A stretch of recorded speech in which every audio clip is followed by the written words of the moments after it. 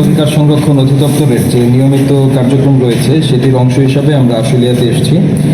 এই অভিযানটি মূলত জাতীয় গোয়েন্দা নিরাপত্তা সংস্থা, উপজেলা প্রশাসন সাভার এবং আমাদের আশুলিয়া থানা পুলিশের সহায়তায় আমরা এটা কন্ডাক্ট করেছি।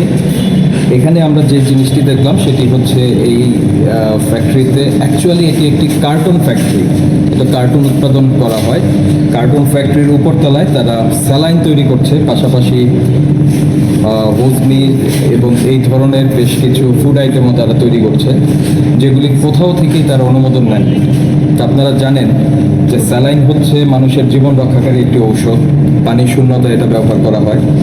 এই স্যালাইনটি তৈরি করতে হলে অবশ্যই ড্রাগ অ্যাডমিনিস্ট্রেশন থেকে অনুমোদন নিতে হবে এবং প্রপার একটি ফ্যাক্টরি থাকতে হবে, সেখানে কেমিস্ট থাকবে, 4টি উপাদান প্রপোর্শনালি মিশিয়ে একটি স্যালাইন তৈরি হয়। এখানে আমরা সেটির কোনোটিই দেখতে পাইনি। পাশাপাশি তাদের মেয়াদ উত্তীর্ণ স্যালাইন কেটে তারা ভেতর থেকে লবণ এবং যে ইনগ্রেডিয়েন্টগুলি আছে সেগুলি আলাদা করছিল।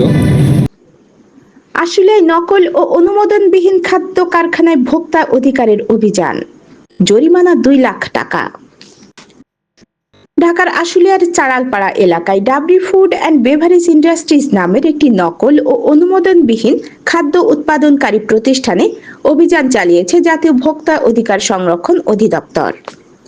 অভিযানে কারখানাটির বিরুদ্ধে প্রয়োজনীয় অনুমোদন ছাড়াই পণ্য উৎপাদন ও বাজারজাতকরণের অভিযোগের সত্যতা পাওয়া যায়।